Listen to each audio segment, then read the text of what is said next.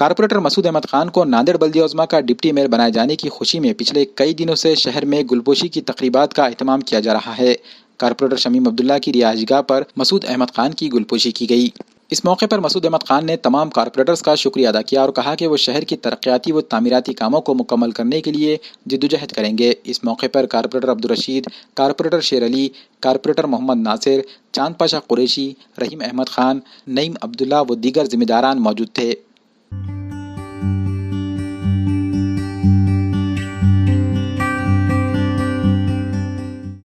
آج مسعود سیٹ کی جو ڈپٹی میئر بننے کے بعد پہلی بار ہمارے پربھاگ نمبر 13 میں آئے، ان کی گلپوشی ہمارے ماجی اپ مہاپور ماجی سبھاپتی شمیم بھائی اور چاند پاشا نے کیے۔ ان کے ساتھ میں حفیظ بھائی اور ناصر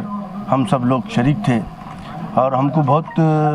توقع ہے مسعود بھائی سے کہ ہمارے جو وارڈ بالکل بچھڑے ہوئے ہیں، یہاں پہ اویکست وارڈ ہے،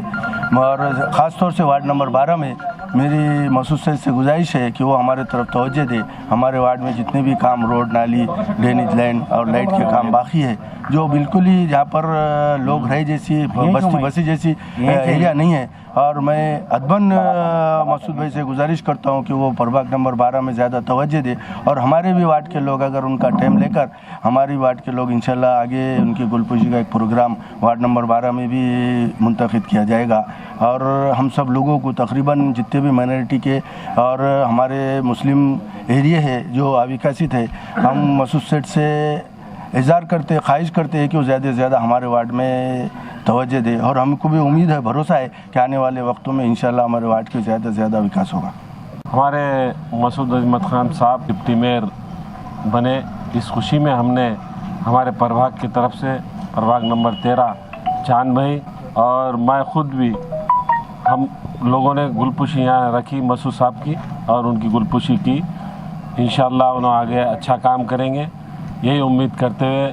ہم نے ان سے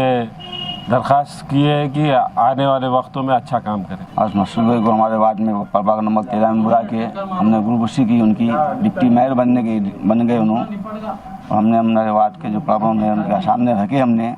انشاءاللہ انہوں نے وعدہ کرے پورے جو بھی وارڈ میں پرابلم ہے وہ ہم پورا حل کریں گے۔